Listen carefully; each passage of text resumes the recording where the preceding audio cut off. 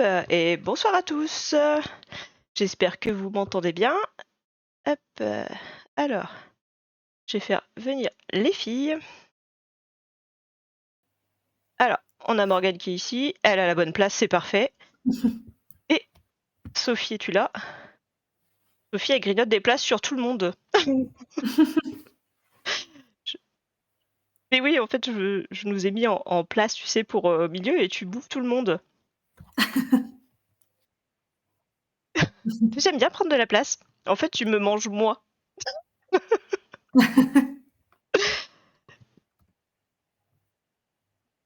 J'essaie juste de me retrouver. On n'entend pas Sophie? Attends. Hop, 1, 2. Vas-y, parle, Sophie.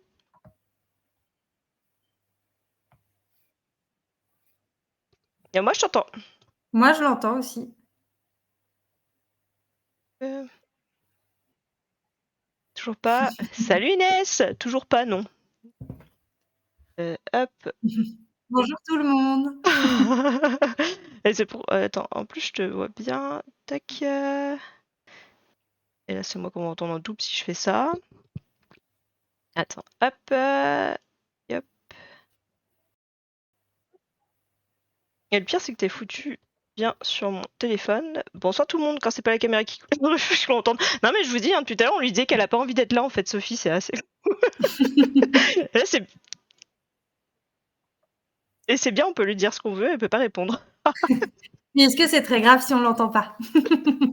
Est-ce qu'on a besoin d'elle ce soir? C'est surtout horrible. Bonne soirée, Sophie. Ah oui, attends. Hop. Attends. Non. Attends. Hop, excusez-moi. Bah déjà, Morgane, tu peux commencer par te présenter si on t'entend. Comme ça. Oui. Bah, bonsoir. Du coup, moi, je suis Morgane, je suis comportementaliste. J'ai créé mon auto-entreprise Pas de complice, du coup. Et je me spécialise justement sur la prédation, le sujet de ce soir. Et je me suis formée en tant que comportementaliste chez Animaux. Donc voilà. Yes. C'est ça, comme vous deux. Je sais pas si on m'entend de nouveau. Mais... Et là, est-ce qu'on entend Sophie? Je vais juste faire un petit test. Je vais bouger un truc. Répondez vite. Ah, yes, c'est bon, ok, d'accord. Bon, bah trop bien alors. Fouf, j'ai réussi. C'est bon, La panique est finie. Je suis tranquille. Une fois sur deux. Mais je vous dis, elle est pas très motivée. Hein, on n'a pas trouvé son renforçateur encore. Non, bah oui, j'attends mon bonbon. En plus, elle nous bouffe sur les places. Sur ta place, ça va. J'ai laissé Morgane tranquille. Oh, je fais tant pis. Hein, C'est bon. juste... Faut pas que je bouge sur le côté. Du coup, salut tout le monde. Si ça fonctionne au moins à peu près, c'est déjà ça. Donc ce soir, on voulait parler un petit peu de la prédation chez le chien. Et dans cette optique, du coup, on a invité, Sophie a invité Morgane, donc de Pas de complice, qui est, c'est son thème de prédilection. Enfin, vraiment, c'est le thème qui l'anime, on va dire, et qui veut se former encore plus pour vraiment devenir une experte de la prédation en France. C'est ça, l'idéal. En toute modestie. Faut voir grand. C'est ça. Donc nous, forcément, Sophie et moi, on a on va dire de la théorie sur la prédation, comme un peu sur tous les sujets, quoi, mais on trouvait ça vachement intéressant que Morgane veuille participer, parce que c'est vraiment sa volonté de venir nous rejoindre ce soir pour parler un petit peu de ce sujet qui touche quand même beaucoup de monde, beaucoup de chiens, qui est assez peu compris et un peu difficile des fois de voir qu'est-ce qu'on peut faire justement avec son chien quand il a en prédation, quand il a ce besoin de chasser, on va dire un petit peu vulgairement, qui veut courser un petit peu tout et n'importe quoi en balade, et qu'on sait pas trop comment agir sans que ça devienne en fait coercitif, hein, c'est-à-dire avec des outils assez compliqués, des colliers électriques, des étrangleurs, plein d'outils en fait qu'on peut mettre en place pour essayer de canaliser un peu le chien.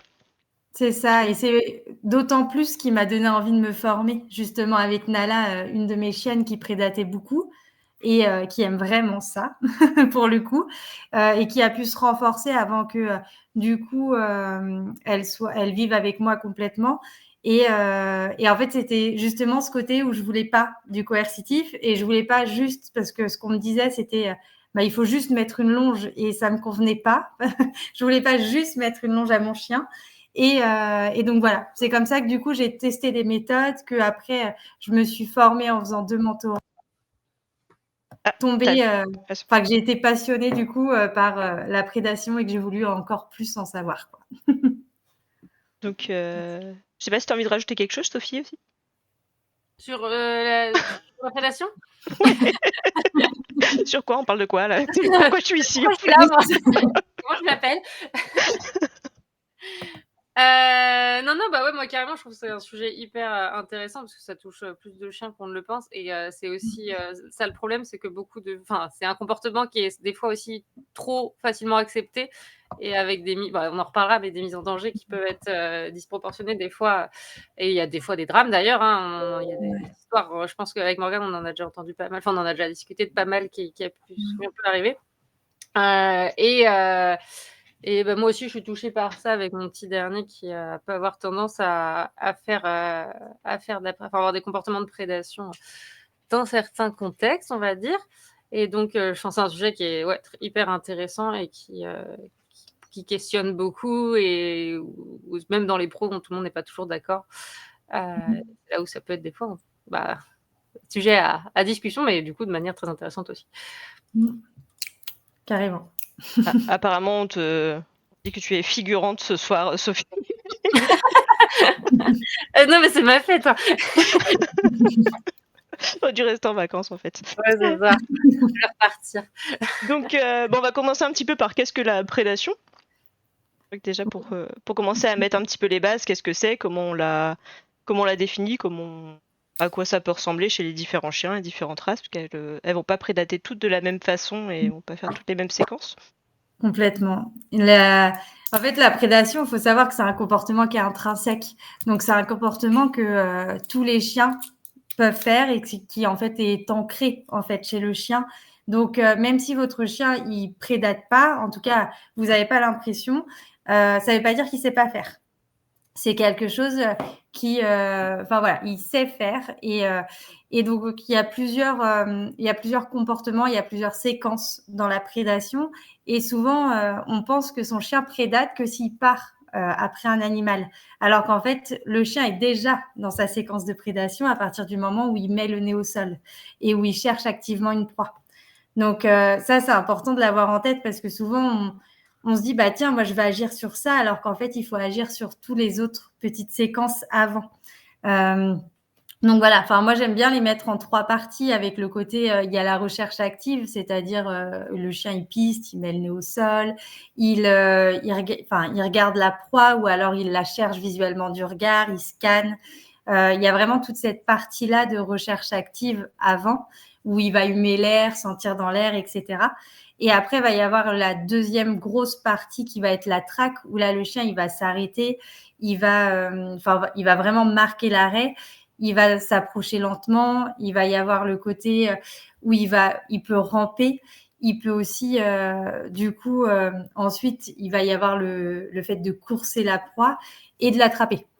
Donc ça, c'est vraiment tout ce qui va être la traque. Et la troisième grosse partie, ça va être le côté consommé, où du coup, il y a le fait de tuer, de posséder, de garder la proie, de ne pas la relâcher. Il va y avoir le côté du coup disséquer et du coup de manger. Mais ce qu'il faut savoir, c'est que tous les chiens n'ont pas ces séquences. C'est ce que tu disais tout à l'heure, Émilie, avec le côté la sélection humaine, où on a sélectionné les chiens pour, par exemple, typiquement, le chien de berger, normalement, il n'est pas censé attraper sa proie. Il est censé, du coup, la tricoter. C'est ça. Mais une prédation incomplète. Ouais, voilà. Donc, c'est vraiment, en fait, le malinois, par exemple, lui, ça va être de mordre, donc d'attraper. C'est très grossier, hein, parce que bien sûr, il faut prendre l'individu et c'est pas parce que c'est un chien de berger qui va pas aller faire la séquence entière.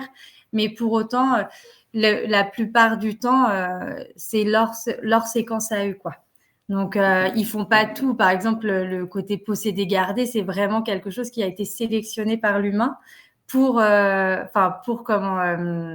les golden. qui justement, eux, les retrievers plutôt, où eux, ils vont avoir cet intérêt pour l'humain d'aller chercher une fois que l'animal est mort. Donc voilà, c'est un peu pour les différentes séquences ce que je peux dire pour pas être dans trop théorique non plus. mais c'est vraiment ça. Après, je sais pas si vous voulez rajouter les filles des choses. Ouais, c'est ça. Enfin, moi, je trouve que c'est hyper intéressant de se dire qu'en fait, chaque race, même dans les chiens de chasse, ont été sélectionnés pour pas aller jusqu'au bout forcément de Ouais. ces séquences de prédation. Et après, ça se travaille aussi en amont, mais il y a pas mal de choses inhérentes. Et je pense que chez le border, enfin, si on reprend les chiens de conduite de troupeau, on le voit vraiment bien. Des chiens qui ont développé des compétences dans ces séquences de prédation, mais qui n'ont pas pour objectif d'aller jusqu'à la consommation. Et Sur le fait d'attraper aussi, on essaie d'arrêter avant, quoi. Et c'est aussi renforcé par l'humain, parce que quand il va faire du troupeau, le chien, il va être renforcé dans le fait de fixer, de se mettre sur le côté, de troupoter. Et donc, du coup, on renforce tellement cette séquence de prédation qu'il va pas aller plus loin. Et c'est le problème aussi de la prédation, c'est ce côté auto-renforçant. Plus le chien pratique, plus il aime faire et plus il est bon. Donc, du coup, si on le laisse faire à l'extérieur sans, du coup, le travailler, et ben forcément, il va se renforcer, il va aller de plus en plus loin, et d'autant plus s'il part avec des copains qui, eux, ont déjà tué, bah là, en fait, ça va les renforcer, ils vont acquérir des nouvelles compétences, et c'est une chaîne sans fin, quoi. Ah bah oui, mais on parlait des séquences comportementales qui s'auto-renforcent, comme les chiens devant un portail qui vont s'auto-renforcer là-dedans, tout simplement. Complètement. Dans le fait que la personne continue son chemin, donc c'est trop bien, ça marche bien. C'est du shoot là, pour le coup, c'est vraiment les hormonales et c'est du shoot de kiff qui. Ah Mais bah oui. enfin, bon, il y a plus de comportements qu'on ne le pense qui sont en lien avec ce shoot de dopamine, d'adrénaline, d'un cocktail explosif qu'on va rechercher. Nous, c'est ce qui nous fait continuer le sport chez l'humain. C'est ce shoot de dopamine, même si sur le moment c'est dur. Le chien, il a un peu son système à lui d'auto-récompense, entre guillemets, et la préda en fait partie. Enfin, les comportements de prédation en font clairement partie. Ah bah, c'est une vraie drogue. C'est ça. Je voyais quand tu parlais des différentes races, un peu, même par rapport aux chiens de chasse qui prédatent, c'est vrai que tous les chiens de chasse ne vont pas aller jusqu'à la fin de la séquence, et on voit très bien, par exemple, avec les chiens pointeurs, qui justement tiennent bien leur nom, en fait, ils pointent, ils vont s'arrêter avec la patte comme ça, et ils restent fixés, et c'est en fait cette posture caractéristique qui indique aussi aux chasseurs que le chien a repéré quelque chose, en fait, dès qu'ils voient le chien bloqué dans cette posture, et en fait, ils servent qu'à ça, ils servent à montrer où est la proie sans forcément aller jusqu'à la choper, quoi. Bien, t'es un pointeur dans une autre émission. Mais moi, je poursuis pas, moi. L'humain sélectionne vraiment ce qui lui plaît aussi et il sélectionne les individus en fonction aussi pour qui ont les compétences. Et après, les chiens peuvent être plus ou moins formés. Des fois, c'est tellement, ça peut être hyper inné et on n'a pas grand chose à faire à part continuer de faire en sorte que ça s'arrête là, quoi. Ouais. Bah, c'est ça, on se bat un peu contre la sélection qui a été faite par l'homme. En fait, maintenant, on veut plus justement on veut juste le physique du chien, un peu quelques caractéristiques d'énergie, d'intelligence, on dit, parce qu'après on peut apprendre des choses à tous les chiens. Mais on veut plus ce pourquoi ils ont été sélectionnés. Et justement, quand on choisit un chien, il est important de bien savoir pourquoi il y a eu cette sélection pour telle race. Et ça peut aussi nous éviter quelques soucis, parce que vouloir à tout prix se battre tous les jours contre la sélection, même par rapport à la prédation, c'est un peu compliqué. Le chien, il est fait pour ça. Ouais, oui. Mais complètement. Hein. Et c'est là où c'est important quand même de se renseigner sur la race et de savoir ce qu'on veut faire avec notre chien. Donc, prendre un chien dans un élevage de chasse, on sait que de toute façon, la sélection, elle a été faite et donc du coup, il va vouloir prédater. Alors, certaines personnes ont de la chance et du coup, le chien, parce que c'est ce que je disais, c'est un comportement qui est intrinsèque, donc le chien, il se connaît, il sait faire, mais ça peut ne jamais s'activer. Donc, du coup, on peut quand même avoir beaucoup de chance et étonnamment se retrouver avec un chien qui ne va jamais déclencher de la prédation et va pas avoir ce mouvement d'aller vers. Donc, c'est ça aussi, c'est savoir aussi comment faire attention pour pas que ça s'active et travailler en amont pour justement qu'il n'y ait pas ce côté auto-renforçant et que du coup, ils sachent Oui. Comment, tout ce que ça peut lui apporter de bien-être, de shoot, de dopamine, d'endorphine, de mince, adrénaline. Enfin, c'est vraiment, il prend vraiment un shoot de bien-être assez important, quoi. Et après, c'est là où c'est piégeux aussi, c'est qu'il y a certains chiens qui vont déclarer des comportements de prédation, mais sur des choses qui sont pas adaptées, entre guillemets, enfin, c'est un gros mot, et c'est là où ça peut devenir problématique. Donc même des choses où on va éviter, tu prenais l'exemple, tant qu'il n'a pas expérimenté, donc je reprends l'exemple du border, mais un border pour qui c'est intrinsèque, etc., et qui va, on va pas vouloir mettre en présence des moutons, mais va pouvoir potentiellement le déclencher sur d'autres choses en mouvement. Et là, ça peut être compliqué et des fois même pas forcément adapté. Parce que on n'est pas, on est sur des chiens qui ont une sélection qui s'est appauvrie entre guillemets et qui savent plus aussi gérer leur patron moteur inhérent un peu à ce pourquoi ils ont été sélectionnés de base, et on peut se retrouver avec des comportements un peu déviants, enfin je vais mettre des gros guillemets, mais déviants par rapport à ces schémas de prédation. Bah oui, mais moi j'aurais tendance à dire que il faut pas aller prendre un border de travail si on veut pas faire du mouton, en fait. C'est aussi aller un peu contre la sélection qui a été faite et contre ce pourquoi ils sont nés. Donc voilà, c'est important aussi de savoir ce qu'on veut. Il y a des borders pour faire de l'agility, où du coup ça a été sélectionné, etc. Et donc en fait, faut pas aller chercher un chien qui correspondra pas à ce qu'on veut faire non plus. Et bien sûr, je remets des gros guillemets parce qu'il faut faire aussi attention de ne pas avoir trop d'attentes. On peut très bien avoir un chien sélectionné troupeau et finalement être très mauvais. Et ça, faut aussi être au clair là-dessus, quoi, de pas se dire tiens, je prends ce chien-là pour faire ça, et parce qu'on peut vraiment être déçu, quoi. Et qu'il n'a pas le sens du troupeau du tout, oui. Ouais, c'est ça. Et il faut l'accepter parce que du coup, c'est pas un objet qu'on jette parce que il correspond pas à ce qu'on attendait de lui, quoi. C'est ça.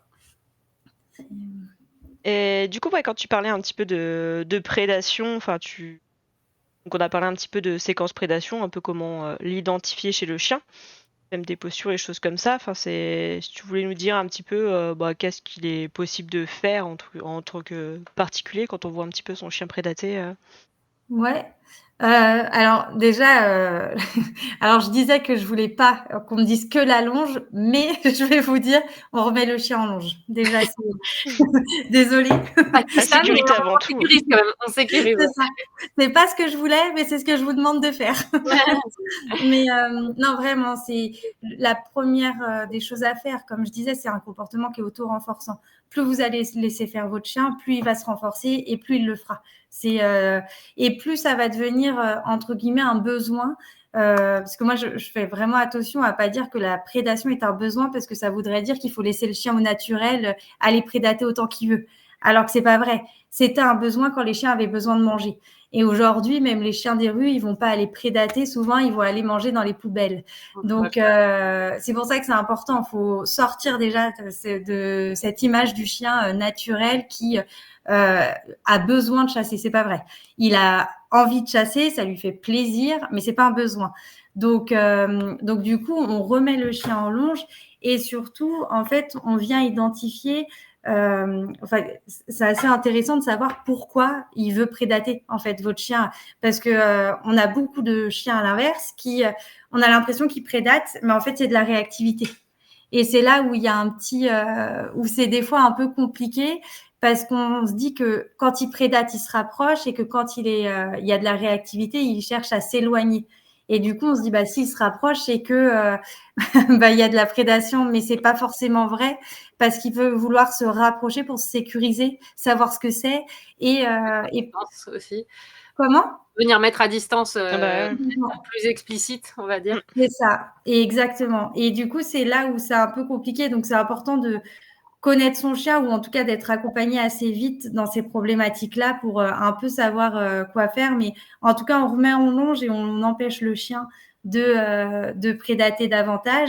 Et surtout, en fait, dans ce que je vous ai expliqué tout à l'heure, il y a une séquence où on est OK avec ça. C'est le fait de rechercher activement.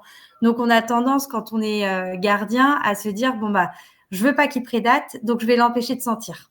De tout faire. C'est ça. Non, mais c'est ça. De sentir, de regarder. Alors qu'en fait, il y a une libération de dopamine rien qu'à l'idée quand le chien pense à les prédater. Rien que là, il y a une libération de dopamine. C'est le circuit de la récompense et ce qui fait que, rien que de se dire, ah tiens, il y a peut-être un animal, là, il y a une libération de dopamine. Le fait de sentir, il va y avoir une libération de dopamine. Et c'est vraiment quelque chose qui est important pour le chien. On veut pas l'empêcher complètement de le faire, on veut l'empêcher de faire ce qui est dangereux. Donc, moi, j'aurais tendance à dire, enfin voilà, on remet en longe, mais on le laisse sentir, on le laisse regarder à partir du moment où il est calme. Si on voit le chien qui court partout, qui est haut en émotion, là, on va chercher à s'éloigner de l'odeur pour pas le laisser dans cet état d'excitation trop haut. Mais voilà. Et après, derrière, il y a tout un travail à mettre en place qui est la partie un peu substitution, surtout pour les chiens qui se sont déjà renforcés parce qu'ils ont goûté à ce plaisir de courser, à ce plaisir de mordre s'ils ont mordu. Et du coup, en fonction du chien, on va mettre vraiment des petits jeux en place. J'ai des chiens qui aiment plus sentir, on va aller jouer avec eux sur ça, sur le fait d'aller chercher, de sentir, de mettre le nez au sol. Il y a des chiens qui aiment courir, donc on va jouer là-dessus. Alors, avec des jeux style balle, style demi, enfin voilà, et d'autres chiens qui aiment mordre, où là, pareil, on va faire des petits jeux de mordre. Enfin, il y a plein de petits jeux comme ça qui peuvent être mis en place en fonction de ce que aime le chien, en fait. Juste pour expliquer, le demi, c'est une petite pochette dans laquelle on vient mettre des récompenses. Je peux le montrer si vous voulez. Attends, t'en as une présente, écoute, tant qu'à fait. Après, comme disait Morgane, sur le fait de faire attention à l'attitude de votre chien, ça va être ça aussi, savoir lire votre chien. Quand est-ce qu'il est dans une exploration calme, et donc aussi potentiellement dans une forme de recherche, mais calme, et savoir identifier quand ça commence à monter, quand ça commence à être frénétique pour pouvoir intervenir au bon moment. Ouais. Ça va être ça aussi, mais c'est intéressant pour pouvoir justement mieux savoir lire et identifier les premiers signes. Après, si par rapport à ça, vous voulez un petit peu vous aider, parce que c'est pas évident quand on est sur le terrain, n'hésitez pas à prendre des vidéos quand votre chien, vous savez qu'il est à 100% calme, et au moment où vous sentez qu'il est un peu plus dynamique, choses comme ça, prendre des vidéos. Et en fait, le fait d'avoir les deux vidéos côte à côte, vous pouvez un petit peu plus facilement repérer un peu les différentes attitudes que peut avoir le chien. Ça peut être un petit peu plus visuel et ça peut vous aider à apprendre à le connaître aussi par rapport à ça. Le demi, c'est comme ça en fait. C'est une toute petite, c'est une trousse où du coup, en fait, on va venir l'ouvrir et on peut mettre des friandises dedans. Ce qui va permettre en fait de refaire la séquence où le chien il va venir entre guillemets ingérer et déchiqueter la proie vu qu'il va venir manger en fait à l'intérieur. Donc et en plus ça peut jeter, ça peut vraiment remplir substituer certaines séquences de la prédation et vous les avez certaines en peau de lapin. Voilà, il y a un peu il y a différentes choses comme ça de demi. Et c'est plutôt très sympa à faire pour le chien et qu'il l'identifie bien. Donc ça, c'est plutôt cool. Et si vous avez un chien qui aime justement manger, ingérer des choses, et là, ça peut être quelque chose de chouette, même à aller chercher. Enfin, il y a pas mal de choses à faire avec le demi. Et après, tu peux mettre des essences un peu olfactives dessus en complément Oui, c'est possible. Je ne l'ai pas travaillé comme ça, mais ce serait totalement possible de faire ça, ouais. Il faut voir ce qui plaît vraiment à votre chien, en effet. Parce qu'il existe, il en existe, comme je disais, avec des odeurs d'animaux aussi, en peau de lapin ou des choses comme ça. Il y a des chiens qui sont plus intéressés que si c'est juste du tissu basique. Complètement. Et comme dit Aëlle, après dans le chat, en fonction de la taille du chien, c'est vrai qu'à la longe, il faut être plus ou moins attention, quoi, parce que c'est vrai qu'en bout de longe, s'ils arrivent à prendre de la vitesse, ça a plus de force et ça peut être plus compliqué à côté. C'est vrai que c'est assez compliqué. Après, moi, ce que je conseille avec la longe, c'est alors si vraiment c'est trop compliqué, mais c'est là où on va travailler justement l'apaisement global en balade. En fait, c'est vraiment moi mon thème principal quand je vais travailler la prédation avec mes clients, ça va être l'apaisement global. Ou général, où vraiment le chien il vient s'apaiser parce que cette montée d'excitation, ça peut être aussi pour des chiens très stressés, le fait de se décharger. Et donc, du coup, enfin voilà, va falloir diminuer un peu cette excitation. Donc, du coup, un peu moins de risque que d'un coup le chien parte en bout de longe. Et du coup, de vraiment faire en sorte qu'il y ait un petit U dans la longe, mais que la longe traîne pas au sol, que, enfin voilà, ça demande une certaine organisation, mais qu'on rattrape toujours la longe pour pas qu'elle traîne, pour pas que le chien il ait de la vitesse.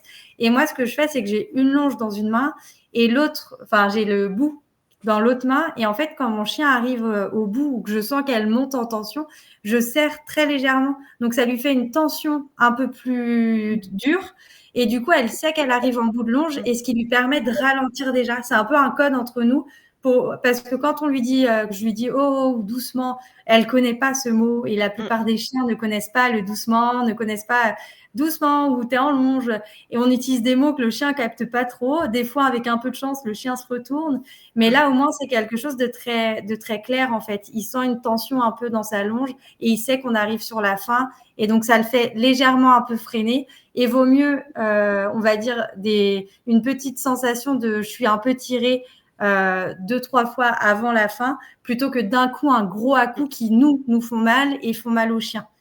Puis si le chien a commencé à monter, c'est le coup aussi à perdre les sens, que le chien entende moins bien dit comme ça, c'est bizarre, mais en tout cas le côté pratique de la sensation physique, c'est quand même plus facilement connecté entre guillemets, même dans des situations où ça peut être un peu plus haut pour le chien, quoi.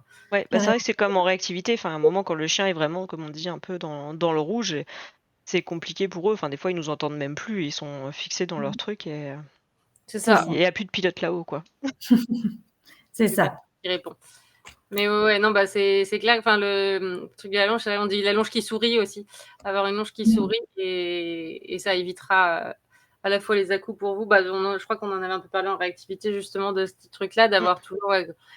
Bon, après, l'inconvénient, on va dire, sur les animaux, enfin la prédation sur animaux sauvages, c'est que, imaginons, ça arrive sans prévenir d'un côté alors que le chien est de l'autre, on est un peu plus en galère, quoi, pour récupérer la longueur. Donc il y a toujours un risque. Ça c'est sûr. Mais dans tous les cas, voilà, faut pas hésiter. Il y a aussi une prise que j'ai appris qui est plutôt pas mal pour sécuriser un hippon. Pour sécuriser ses doigts, surtout parce que les doigts peuvent vite prendre des coups. Pas hésiter à faire une sorte de de trucs comme ça, là, comme ça, tu repasses et tu hop, fais un truc comme ça, quoi. Attendez, je vais prendre une longe. Plus facile de montrer. De faire un peu un truc comme ça, tenu, on a plus de force comme ça, et ça fait comme un arrêtoir, voilà, et ça vient vraiment bloquer. On a plus de force, comme ça, avec du coup la partie flottante de votre longe. Ça peut permettre d'éviter de tout lâcher ou quoi que ce soit. Pardon, Inès. Après, on n'en a pas parlé, mais aussi pour sécuriser le GPS. Ouais. Au pire des cas où vous vous retrouvez à lâcher, parce que même, ça veut pas dire pas mettre de longe, hein, parce que vous n'avez pas de contrôle et tout ça, le chien, ça changera rien. Mais par contre, dire au pire, si je me retrouve à lâcher parce que justement dans un cas où on s'est fait surprendre et on s'est fait arracher la longe des mains, par exemple, c'est quand même beaucoup plus sécurisant de savoir où est arrivé notre chien, où il est rendu, etc. Ouais, c'est vrai que c'est quelque chose dont je parle quasiment jamais, parce qu'en fait, il y a souvent la facilité de se dire bon, c'est pas grave, j'ai mis le GPS. Alors que si c'est grave, dans le côté auto-renforçant et dans le côté où, oui, il y a un GPS, mais s'il traverse une route, ça va pas sécuriser le chien, ça va mettre en danger les automobilistes. S'il croise un autre chien et qu'en plus c'est réactif, ça peut mettre en stress l'autre chien, mettre en stress l'autre gardien. Enfin, c'est toujours, je suis d'accord, hein, quand on avance dans le travail, nous, en tout cas, moi, quand je suis mes clients, le risque, c'est que des fois, ils s'inhibent un peu en longe. Et donc, du coup, quand on le détache, et là, en effet, alors, normalement, avec le travail, il n'y a pas ce risque-là, mais si vous n'êtes pas accompagné et qu'au bout d'un moment, vous pensez que c'est bon et vous détachez, en effet, le GPS peut vous sécuriser en vous disant, au moins, au pire des cas, je saurais où il est, mais c'est vraiment à éviter un maximum, quoi. Ah non, c'est ce que je disais. Je disais pas ça pour le mettre en liberté à la place de le lâcher. Oui, C'était bien sûr. vraiment même en Au cas où, ouais. supplément de la longe, au cas où vous retrouvez ça, même le mousqueton lâche. Enfin, il peut y avoir plein de contextes où, Ou même nous. Même oui, nous, on lâche sans Ouais, on faire exprès, trébuche, on reste n'importe quoi, ouais. attiré. c'est ça. On arrive dans une rivière. Des fois un excès de confiance. Enfin, il peut y avoir plein Oui, bien sûr. de contextes, et du coup, c'est vrai que c'est du plus, quoi. Bon, c'est sûr que ça a un prix entre guillemets, mais c'est de la sécurité en plus. C'est un peu en activité, on dit qu'on travaille avec des doubles ou triples barrières en fonction de la longe, la muselière, des choses comme ça, pour sécuriser à plusieurs Double niveaux. Là, longe et c'est un tout, petit ouais. peu les doubles barrières, la longe et le GPS, au cas où. Au cas où la longe nous fasse défaut, voilà, dans un moment d'extrême, de déclenchement, enfin voilà, je ne sais quoi. Et je sais pas après comment tu travailles, Morgane, mais c'est vrai que je conseille toujours bien souvent de toujours récompenser le rappel, parce que plus le rappel va être fort et récompensé, plus le chien aura de la motivation aussi pour revenir, surtout s'il y a des cas un petit peu compliqués, des cas d'urgence, que ce soit pour la réactivité, même pour la prédation. C'est ça, en fait. Alors, renforcer le rappel, je réexplique. Enfin, souvent, je dis aussi que renforcer le rappel, ça ne veut pas dire le rappeler tout le temps. Parce que souvent, on a tendance à se dire, il faut que je travaille le rappel, donc je vais le faire souvent. Sauf qu'en fait, ça saoule le chien et qu'à un moment donné, on devient plus punitif que renforçateur, même si on récompense à chaque fois. Parce que quand on va en balade, là, on remplit le besoin d'explorer. Et si on le rappelle tout le temps, on l'empêche de sentir, on l'empêche de regarder, on l'empêche. Enfin, voilà. Donc, moi, j'ai plutôt tendance à dire, quand vous êtes en balade et que votre chien, il est juste en train de marcher tranquillement, il n'est pas sur une odeur, il n'est pas en train de regarder. Enfin, voilà. C'est qu'il marche tout droit devant ou qu'il revienne vers vous, ça lui change rien. Là, ça vaut le coup de tenter un rappel. Mais vraiment pas 15 fois dans la balade, juste une fois ou deux. Et surtout, avec ce côté, on travaille au départ à la maison, sans stimulation, le rappel. Après, en jardin, on augmente en fait progressivement les difficultés. Et moi, je travaille aussi avec un rappel d'urgence qui est souvent le touche, ou alors tout dépend du chien, mais si le chien aime beaucoup, par exemple, une balle ou un objet, on va dire le nom de cet objet pour lui dire que là, il va y avoir un moment, une interaction avec cet objet-là, quoi. Et ça, c'est un peu les rappels d'urgence qu'on utilise vraiment qu'en cas d'extrême nécessité, style oh, un chevreuil. Par exemple. Ouais, c'est ça. Et puis, pour les chiens qui aiment courir. Pardon, vas-y. Hop. Ah non, moi je disais par rapport au rappel d'urgence, moi j'utilise aussi le nom complet. Enfin, par exemple, c'est un truc tout con, mais le nom complet de mon chien, je le dis que pour le rappel.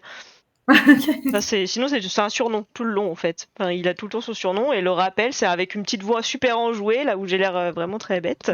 C'est Rooibos. Et du coup, il fait waouh. Ça va être super. C'est le buffet à volonté, quoi, là. C'est la fête.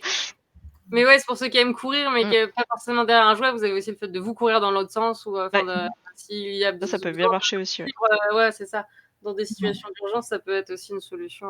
Ouais, le attrape-moi si tu peux, et notamment en plus, encore plus avec des bergers du style malinois, d'avoir quelque chose qui traîne au sol et qui vont courir après et le choper, et où vous allez pouvoir tirer derrière.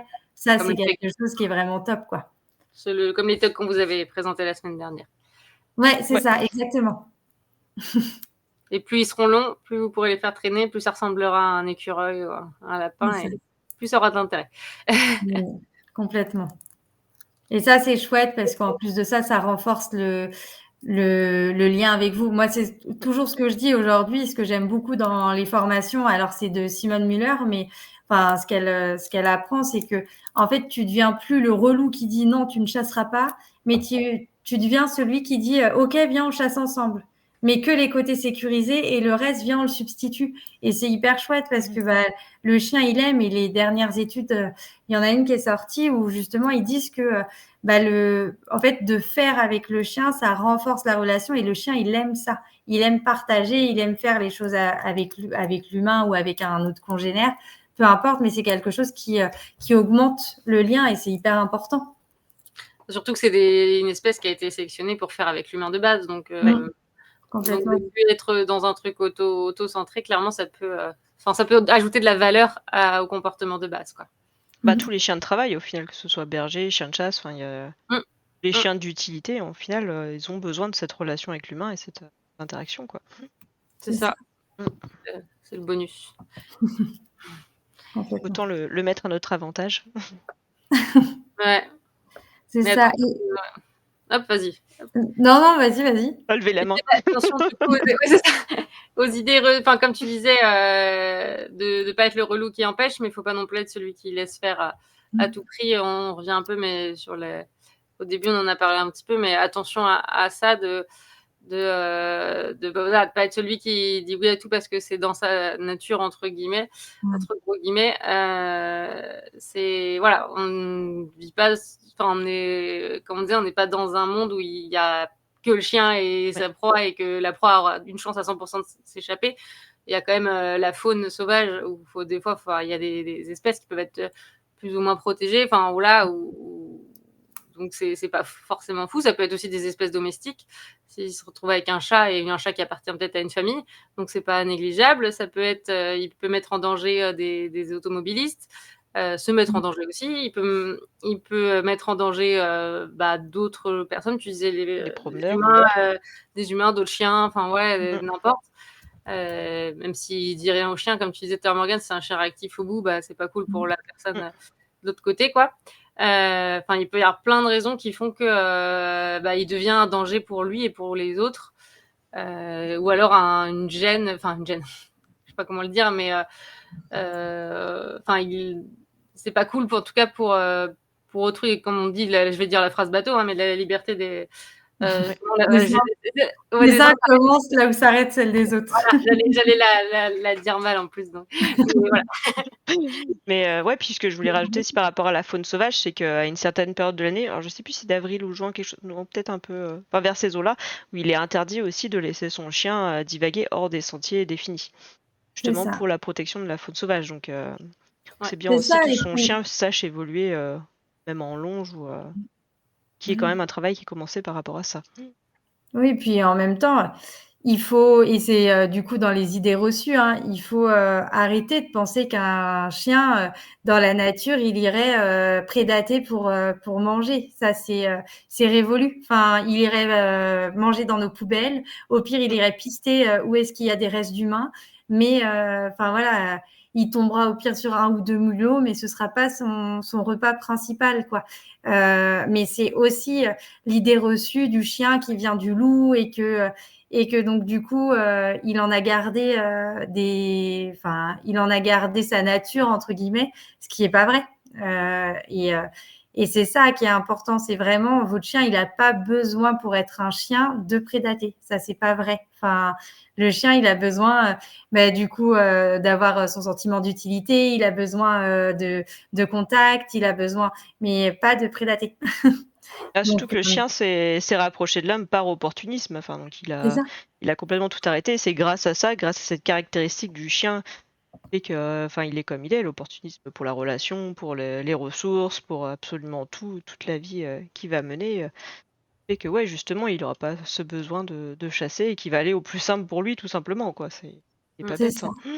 Et c'est là où c'est important, c'est de se dire oui, la prédation, c'est un plaisir intense pour le chien. Oui, il y trouve quelque chose qui est intéressant, mais pour autant, on peut le substituer.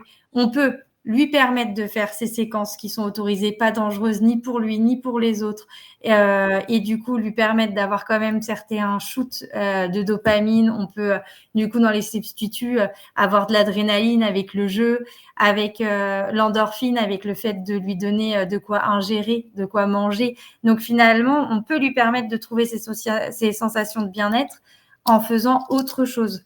Par contre, et en lui permettant encore une fois d'avoir certaines séquences de prédation qui sont OK. C'est ça. Comme les lévriers qui ont fait faire du cynodrome ou des choses comme ça. Mmh. Oui, de la poursuite de l'heure. Ouais, voilà, pour un peu. Enfin, il y a des, ouais, il y a des choses qu'on peut tout à fait tolérer par des biais qui sont plus adaptés et plus sécuritaires. C'est pas l'idée de frustrer le chien et de vitam aeternam et de pas lui donner accès à ce qui lui fait du bien aussi, mais par contre dans des contextes qui sont entre guillemets autorisés. Ça peut être par de l'enrichissement alimentaire aussi pour tout ce qui va être dissection, enfin recherche active, fouille, etc. C'est entre le forage, donc un peu le côté fouissage et qu'on retrouve chez le chien des rues et certaines séquences de prédation qui s'y rattachent. Donc faut pas hésiter, ouais, à les substituer par des choses qui sont adaptées. C'est ça. Après, si jamais vous avez des questions dans le chat, n'hésitez pas. On est là aussi pour vous répondre. Oui, complètement. C'est important. Non. En parlant d'autres idées reçues, il y a le côté aussi balle-jeu, où pendant un long moment, il y avait une grosse vague, mais j'ai l'impression qu'il n'y a plus trop cette vague. En tout cas, j'en entends moins parler. De quoi ? Ça dépend. Dans certaines écoles, ils la véhiculent encore. Ah ok. C'est vrai que je l'entends moins. Avant, j'avais l'impression que c'était une part énorme des réseaux sociaux. Attention, ne jouez plus avec votre chien. Et j'ai l'impression qu'il y en a moins. En tout cas, c'est moins la tendance du moment. Je sais pas trop. Ton algorithme a fait le tri et te met plus ça. C'est possible. Il a compris que j'étais peut-être pas d'accord avec ça. Mais chaque fois, il bloque tout le monde, je comprends pas. Vous en avez parlé un petit peu la semaine dernière, justement, et c'était intéressant avec le côté. Alors, attention au jeu de balle, parce que en effet, ça va venir abîmer votre chien si c'est fait de manière répétée, si les balles ne sont pas adaptées, si c'est des lancers comme ça non-stop, avec en plus une montée d'adrénaline. Et si derrière, vous venez pas apaiser un peu votre chien, et ben, il va être hyper haut en émotion, il va jamais réussir à redescendre et c'est pas forcément ni bon pour l'organisme, ni pour le physique. Enfin, voilà. Donc, en effet, il y a une part qui peut être mauvaise, mais quand le jeu est mal emmené et mal travaillé, si on n'échauffe pas notre chien avant, etc. Mais le jeu n'est pas mauvais et c'est pas quelque chose qui va renforcer la prédation. Votre chien, il sait la différence entre une proie et une balle. Il va voir quand même la différence.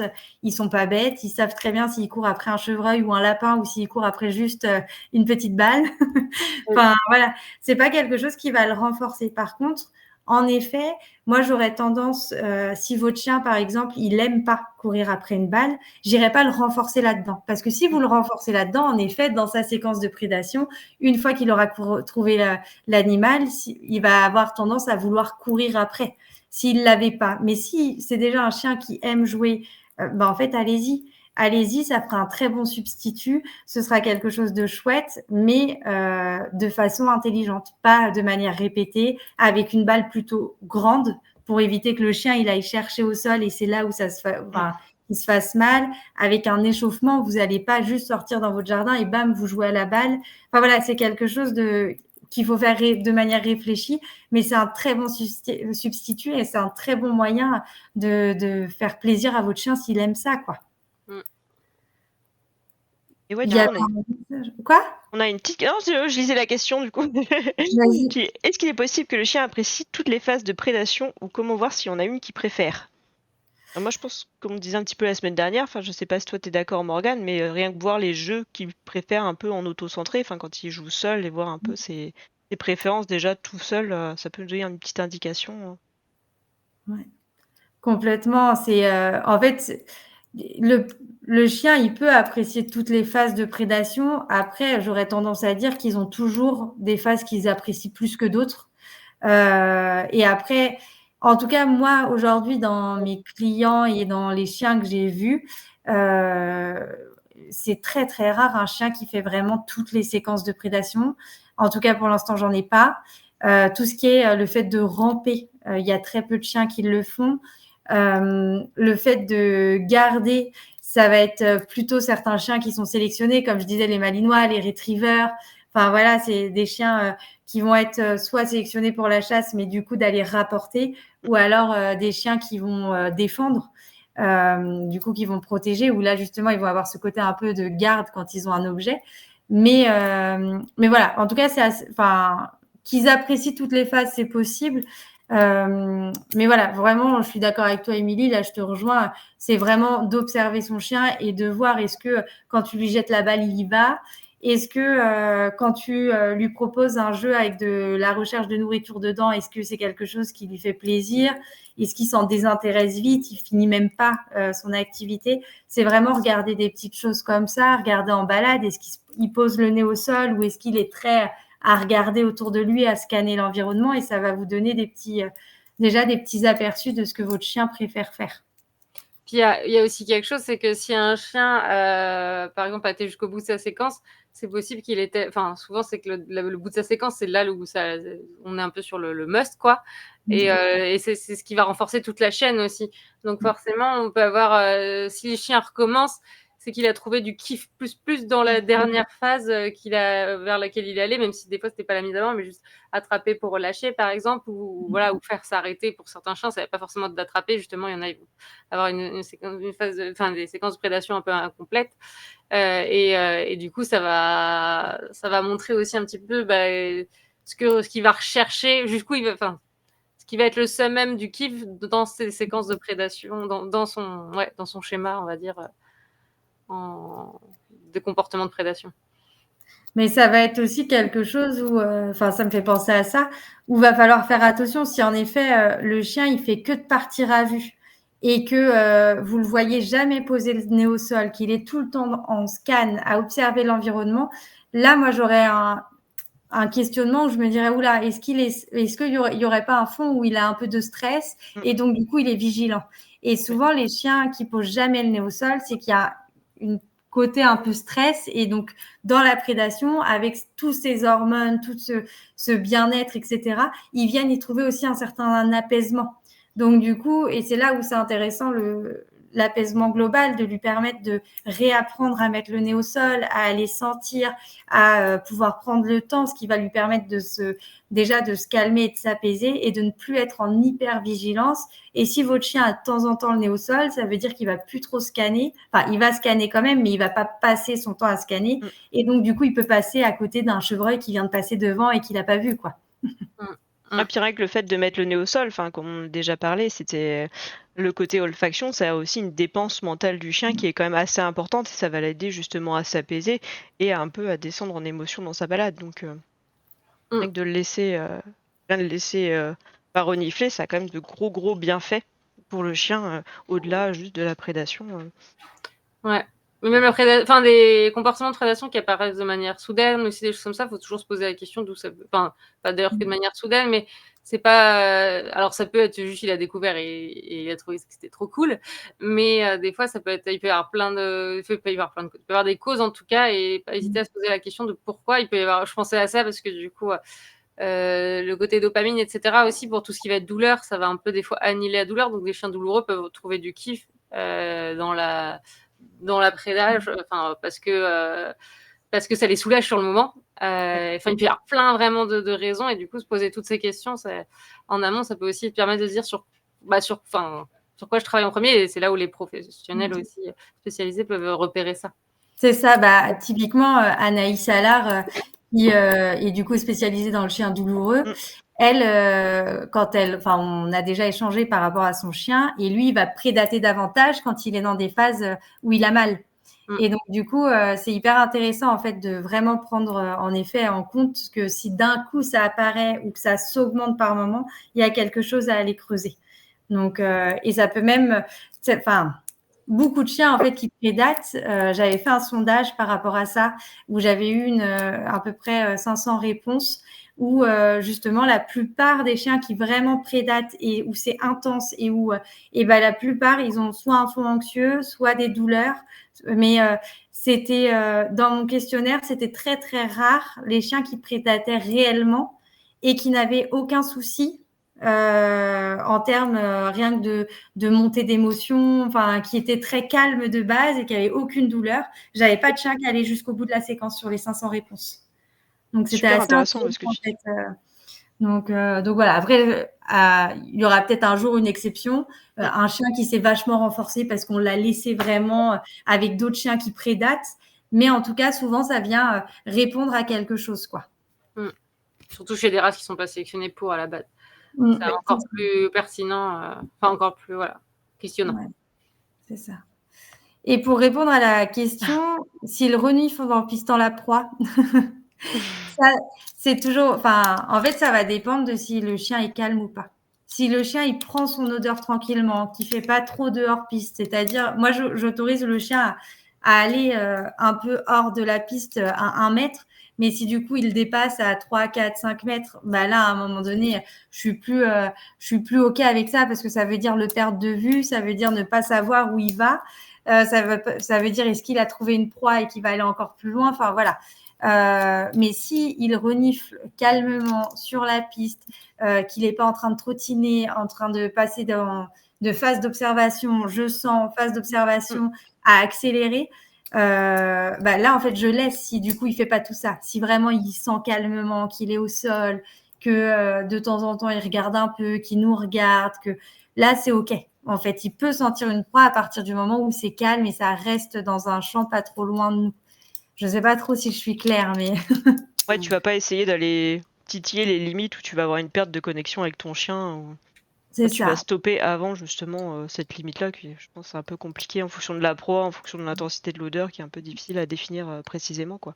Et puis c'est comme en réactivité, on va pas le mettre dans une zone rouge. À partir du moment où il est trop haut en émotion, il est incapable de réfléchir. Il va pas pouvoir et être haut et dans l'émotion d'excitation et il va pas pouvoir être dans la réflexion. Donc à partir du moment où on va le laisser se déconnecter, et bah du coup, il va pas être en capacité de nous écouter et de revenir. Donc c'est trop pour lui et c'est que du coup, pour l'instant, moi j'aurais tendance à fuir un peu, à soit faire demi-tour si on peut, soit changer de chemin, mais ne pas rester sur cette piste qui est trop haute pour le chien et où du coup ça lui apportera rien à part se renforcer et remonter dans quelque chose de trop haut pour lui, quoi. Il n'est pas en capacité, d'apprendre quoi que ce soit dans ce moment-là, donc clairement, C'est ça. dès qu'il y a une émotion de façon trop forte et que ça prend le dessus, là, il y a plus de, c'est un court-circuit, ça court-circuite un peu le reste en général et il faut pas attendre quoi que ce soit de productif, on va dire. Ah bah oui, il est sur l'automatisme et puis il n'y a plus rien derrière, quoi. C'est ça. Ouais. Et oui, du coup, on avait une petite question d'Inès qui demandait si comment tu définis un petit peu hors piste, que ce soit par un chemin ou proche de toi. En fait, c'est hors chemin. C'est vraiment quand il y a le chemin classique où on est. C'est si du coup il va aller à droite ou à gauche et vraiment à 3, 4, 5 mètres. Enfin voilà, c'est là où j'estime que c'est du hors piste parce que devant moi, j'accepte que le chien soit. Après ça dépend des personnes, mais à 15, 20 mètres max, parce que c'est toujours pareil. Plus il est proche de toi, plus tu as de temps de réaction pour réagir, pour rattacher, donc l'idéal c'est qu'il reste assez proche et qu'il soit pas non plus trop loin. Ah, puis t'as un meilleur visuel aussi au cas où il y a quelque chose qui arrive, ou que toi tu peux essayer de le repérer parfois avant le chien. C'est un peu compliqué, mais ça peut arriver, comme tu disais. Carrément. Et en fait, ça me fait penser à ça, mais vu qu'on renforce le fait de sentir, de pister, de regarder la proie, parce que ça fait partie du travail de prédation, de vraiment fixer la proie et de renforcer ça, on va gagner du temps avant qu'il parte. Donc du coup, moi typiquement, si je prends ma Malou, avant, elle voyait une proie, elle partait. Il y avait zéro réflexion, zéro attente. C'était une proie, elle y allait. Il n'y avait pas ce côté ramper, fixer. Non, elle La voyait une poursuite, proie, c'était fini. Aujourd'hui, je peux avoir quelques secondes, voire 1 minute avant qu'elle déclenche. Elle a besoin d'être aidée encore. C'est trop haut. Et puis, comme on parlait, hein, c'est une chienne qui est très sensible. Donc, en fonction de ses émotions, en fonction typiquement du cumul de déclencheurs et de ce qu'elle a vécu dans la journée avant, je sais que là, en fait, elle sera en longe parce qu'il y a eu des événements trop stressants pour elle, par exemple du monde à la maison. Là, elle va être en longe parce que déjà, elle est haute en émotion.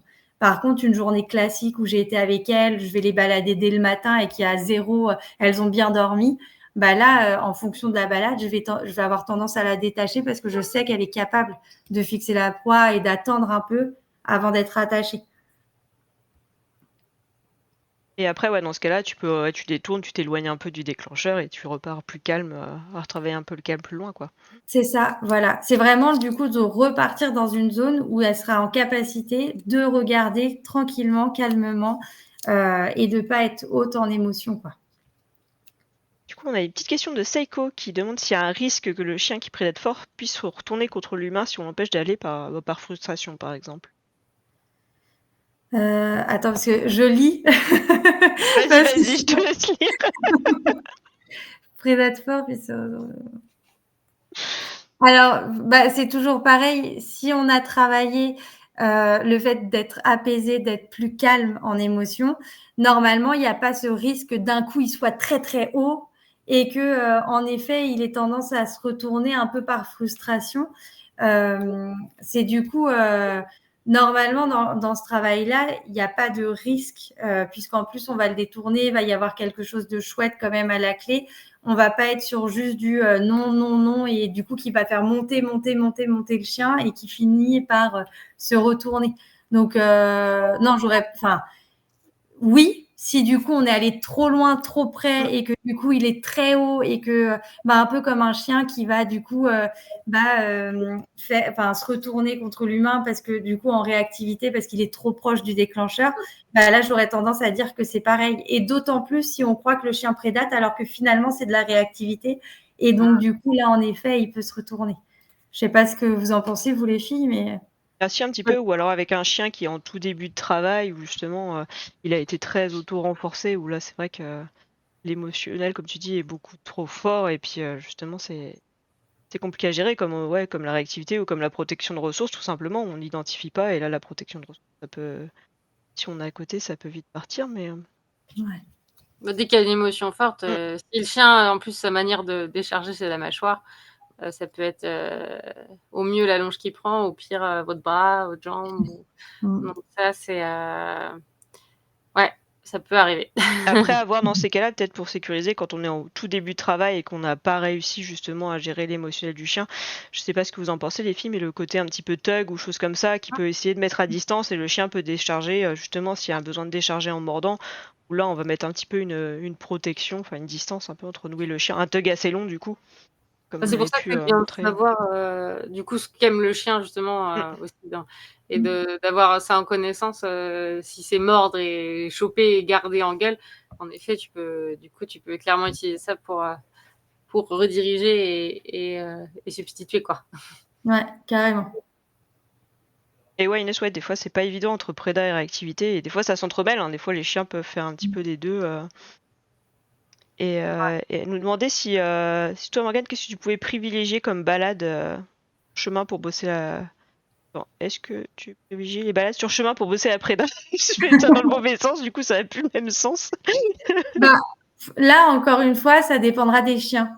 Si le chien, il prédate fort en ville parce qu'en fait, il prédate les chats, je vais éviter ça. Enfin, je vais éviter les petites zones résidentielles.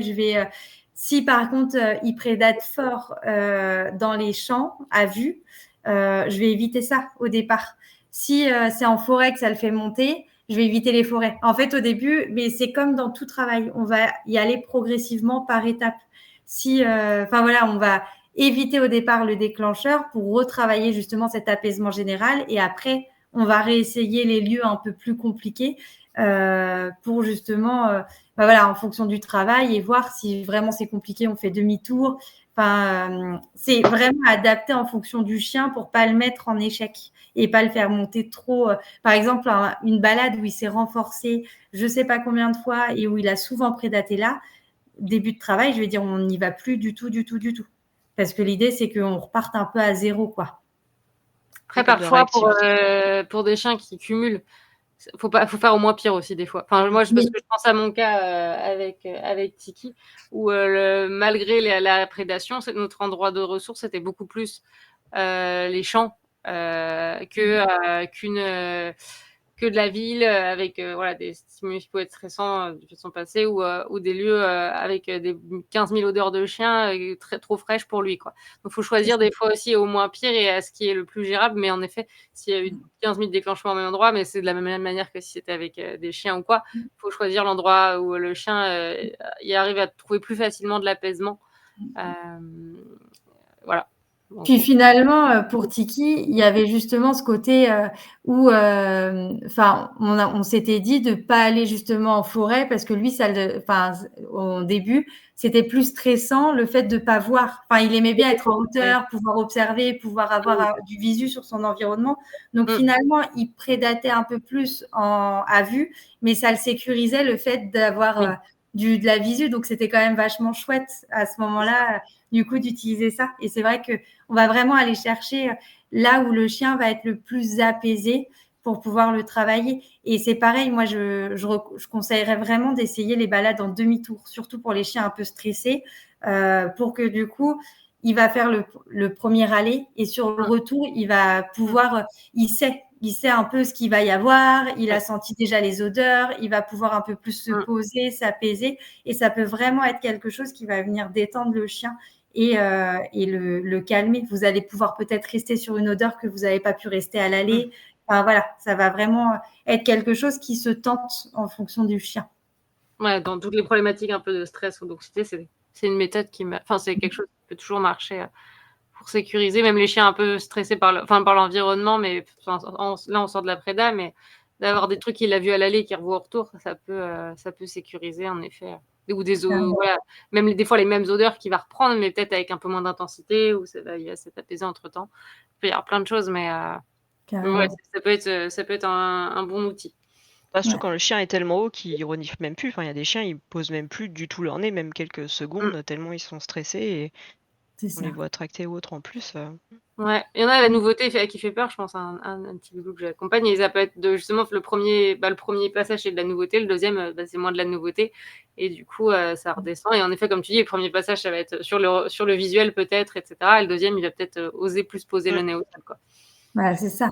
Et puis typiquement, là, je suis un petit loulou qui, était tellement haut en émotion qu'il était même plus à prendre les friandises et Mmh. du coup, il passait son temps juste à tracter et juste à prédater et finalement, le problème était pas la prédation, le problème était le niveau d'énergie et en même pas, 2 semaines, alors, c'est très rare, hein, quand même, vraiment, il est assez impressionnant ce loulou, mais en 2 semaines, il a été capable en longe d'observer un chat calmement et de se détourner de lui-même. Ah oui. Et pareil avec un ragondin. Bon, après, ce chien m'impressionne vraiment. Mais je veux dire, du coup, c'est là où c'est intéressant de voir comment le fait de rien que travailler, enfin rien, Oui, comme tu si es c'était anxieux. vraiment Oui. mais Tellement voilà, facile vraiment notre métier. l'apaisement. Ouais, c'est ça. Mais l'apaisement, c'est vraiment quelque chose le plus important en prédation.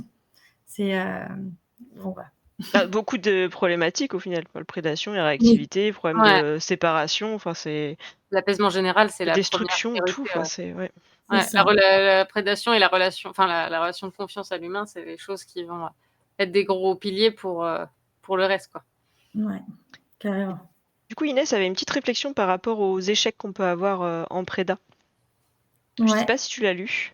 Oui, mais en fait, là, c'est encore une fois, ça dépend du chien. En fait, il y a en effet, du coup, il va y avoir encore ce côté où il s'est renforcé, où il a revu que c'était hyper chouette, et donc du coup, en effet, on peut avoir une régression, mais surtout une montée en émotion qui fait que quand on retourne sur cette balade, ça les chiens, ils se souviennent très bien.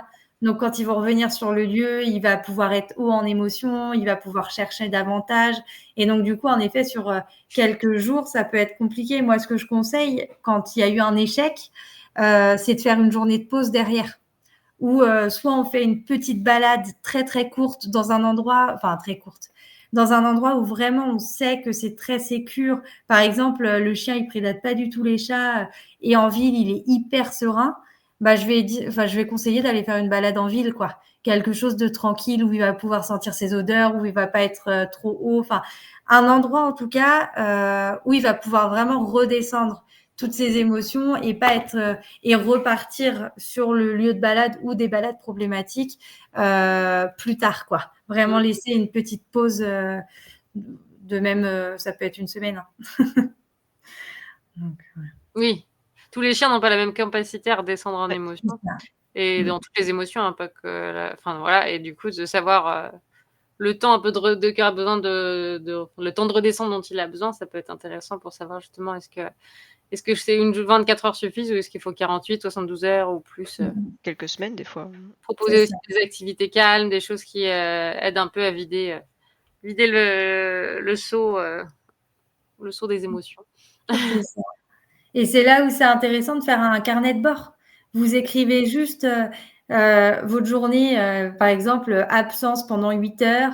Voilà la balade, bien passée, pas bien passée. Vous n'êtes pas obligé d'écrire plein de choses, hein, mais ça va vous permettre aussi de voir, par exemple, avec une cliente, j'ai vu que le chien, quand il baladait le matin, étonnamment, c'est là où il y a le plus d'odeurs d'animaux parce qu'il y a eu la nuit, il y a eu les passages, etc.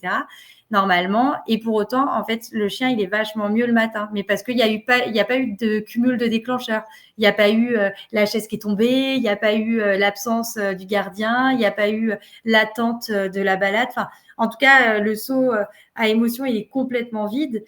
Et donc, en tout cas, pour ce chien-là, même s'il y a plus d'odeur, il est vachement mieux le matin. Et ça, on a pu le voir avec le carnet de bord. On a pu voir aussi que quand elle recevait du monde, eh ben, fallait pas qu'elle fasse de balade, ou alors en tout cas une balade très safe, parce que sinon c'était beaucoup trop haut. Enfin voilà, c'est vraiment de se noter un peu pour pouvoir voir, quoi. Par exemple, vous avez fait une balade où il a prédaté, vous réessayez une balade 2 jours plus tard et vous voyez qu'en fait il est encore haut. Mais c'est toujours des petits éléments pour mieux connaître votre chien et pouvoir encore plus adapter le travail par la suite, quoi. Ouais, le lieu où vous l'avez baladé, des fois la météo ça peut agir, enfin il y a plein de choses. Carrément. Maintenant avec la collecte des données, c'est utile, et ça peut être facile à faire. Il y a des choses qui le permettent maintenant assez facilement. Soit il y a Google Sheet, des tableurs, mais en tableur en ligne que vous pouvez avoir sur votre téléphone. Vous avez via les applications Google, donc Google Sheet, où vous pouvez pré-rentrer toutes vos données dans votre tableau. Moi, c'est ce que j'utilise. Alors moi, c'est plus côté santé pour Tiki, justement, pour faire un peu une mise au point, mais ça peut être facile à utiliser à portée de main. Vous avez juste à sortir le téléphone et rentrer ce que vous observez avec des menus déroulants, des choses comme ça, tout pré-rempli, parce que c'est les critères ou les contextes de vie que vous avez repérés qui peuvent être, que vous imaginez pouvoir être déclenchants.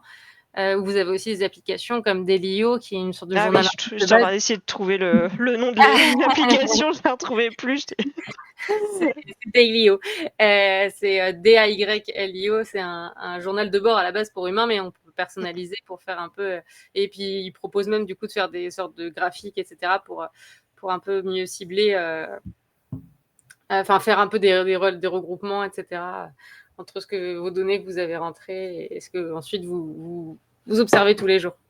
Trop bien, je connaissais pas. Oui, tu peux même faire une météo des émotions, un truc comme ça. Enfin, tu peux mettre des petites couleurs dessus pour associer tes balades et tout. T'as des trucs assez visuels dessus.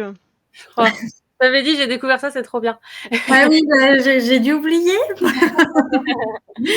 mais non, on peut vraiment rentrer le premier truc de base. Après, c'est en fonction de ce sur quoi vous voulez vous axer, si c'est la préda, si c'est sur la réactivité, si c'est sur je ne sais, les absences, etc. Vous pouvez dire plutôt géré ou plutôt caca. Et puis après, entre les deux, bien sûr, il y a un éventail, mais pour pouvoir ensuite, après, rentrer les contextes un peu plus précis, ce qui est vraiment observable. Parce que c'est sûr qu'on va se dire, là, c'était de la merde, mais pourquoi c'était, entre guillemets, nul? Quel était le contexte? Quel était le déclencheur? Quel était les antécédents aussi potentiellement dans la journée, etc. Qui après pourront peut-être être des éléments que vous voyez être favorisants. Et du coup, vous pourrez jouer dessus vraiment. On peut avoir vraiment, il y a plein de choses pas tout, mais sur certaines choses, on peut avoir un impact. Moi, j'avais fait ça même par exemple pour la propreté et ça m'a pas mal aidé. Et des fois, ça aide aussi, je trouve, en plus de récolter les données, essayer de les analyser, des fois être un peu plus optimiste par rapport aux soucis que peuvent rencontrer les chiens. Parce que des fois, on a tellement la tête dans le guidon et on a l'impression que de toute façon c'est catastrophique, il n'y a aucune évolution. Et le fait d'avoir ces données-là, ou des fois, parfois des graphiques, on peut se le faire en fonction de ce qu'on veut mettre en avant, ça peut aider à se dire, ouais, ça fait 6 mois qu'on est dessus et j'ai pas l'impression, mais si, il y a une évolution et que ça a l'air l'évolution est assez constante quand même, quoi. Ça fait pas juste depuis 2 jours, quoi. On peut prendre du recul. Ouais, ça aide vachement. Enfin, moi, je sais que ça a pris 6 mois la propreté et j'étais vraiment en grosse déprime. Et de poser le truc, refaire des tableurs et jour par jour, essayer de regarder, bah ouais, petit à petit, j'ai vu que il y avait plus dehors et moins dedans, quoi. Oui. Mais c'est vrai, surtout quand on est tout seul et qu'on n'est pas accompagné, c'est important à un moment donné. Parce que moi, je sais que souvent, je dis à mes clients, mais regarde, c'est vrai, regarde là l'évolution. Ils se disent, ah ouais, c'est vrai, mais c'est trop bien. Mais du coup, des fois, quand on n'a pas ce petit regard extérieur, et ben, ça fait du bien, justement, d'avoir noté et de se dire, mais si j'ai de l'évolution, si ça évolue et c'est bien, quoi. C'est clair. Et petit point assez important, si jamais vous voulez être encadré par un professionnel, maintenant, pour pas mal de problématiques, il est possible aussi de se faire encadrer par visio, aussi en prédation, en prenant des vidéos. Enfin, il y a moyen de pouvoir travailler et de bien avancer le travail sans forcément être sur place et ça fonctionne. N'hésitez pas à contacter, enfin, s'il y a un professionnel. On sait jamais, mieux nous trois ou Morgane, là, du coup, dans le cas de la prédation. Mais si jamais vous êtes intéressé par quelqu'un d'autre, il suffit de demander à cette personne si elle fait de la visio et il y a des choses qui peuvent être mises en place et c'est pas parce que il y a quelqu'un à qui vous voulez absolument travailler, qu'il est à 600 km que c'est impossible et que du coup, vous ne faites appel à personne. La Mais magie. C'est possible aussi, oui. typiquement, moi, en prédation, je travaille que en visio. Donc, alors, sauf si vraiment la personne me dit j'ai vraiment envie d'être, enfin voilà, qu'on se voit, que, alors là, je peux. Mais en fait, c'est pas important parce que de toute façon, en préda, j'aurais beau faire une balade avec la personne, si il n'y a pas d'odeur d'animaux ou il prédate pas ce jour-là, bon bah on a fait une balade pour rien, quoi, entre guillemets. Alors qu'en fait, là, enfin, le système de vidéo permet aussi de se dire, bon bah voilà, je veux une vidéo où le chien il est calme, une vidéo où tu as l'impression qu'il prédate, et ça permet en fait de débriefer. Et des fois, on dit aux clients, bah en fait là, vous le trouvez calme, mais il l'est pas. Et donc c'est ça qui est vraiment intéressant. Ça permet enfin voilà, d'avoir vraiment des temps précis, de pouvoir vraiment observer ce qui est intéressant à regarder. Que le client, par exemple, il nous dise, bah tiens, là, tout à l'heure, j'ai reçu une vidéo d'une cliente qui me dit, bah là, il était haut aujourd'hui en émotion. Tu m'aurais conseillé quoi? Bah, ça me permet là de voir comment il a été et que ce que je pense et que ce que j'analyse. Et du coup, c'est hyper intéressant, en fait, le système de vidéo en prédation, surtout, je trouve. Voilà. Donc, non, contactez-moi. Ah, il fait sa pub, c'est inadmissible, elle reviendra plus. Non, je plaisante. Non, mais t'as le droit. Hein, C'est ça, il y a des problématiques qui sont très bien en visio et ça en fait partie. Celle qui se fait le moins facilement, c'est la réactivité, clairement. Mais, ouais, c'est clair. sauf Ta si solitude, la personne a des bonnes bases pour mettre en place des choses, mais tout ce qui va être solitude, ouais, anxiété. certaines phobies, certaines, voilà, les soins coop, enfin tout ça, tant qu'on est à faire de la pub. Appelez-moi avec le gros clin d'œil. Est-ce qu'elle reviendra plus, elle aussi, du coup? C'est ça, je vais bien toute seule, ça va être bien. C'est ça. Non, mais ouais, faut pas hésiter. Enfin voilà, il y a plein de choses qui peuvent se faire en visio sans problème. C'est pas parce que, enfin voilà, on n'est pas obligé de voir le chien vraiment physiquement des fois pour certaines choses. Et voilà, et ça n'en fera pas un travail moins quali, quoi. Oui, puisque notre présence, des fois, altère un petit peu les réactions du chien. Et pour les chiens anxieux, même, on peut ajouter de l'anxiété encore plus à la situation et fausser le quotidien du chien. Carrément. On peut biaiser, ouais. Enfin, ça peut être, peut-être facilement différent. Ouais, en fonction de ce qu'on veut travailler. Donc, n'hésitez pas à poser la question auprès des professionnels qui peuvent vous intéresser pour toutes les problématiques que vous rencontrez en manière générale. Ouais. On saura ou ils sauront vous guider.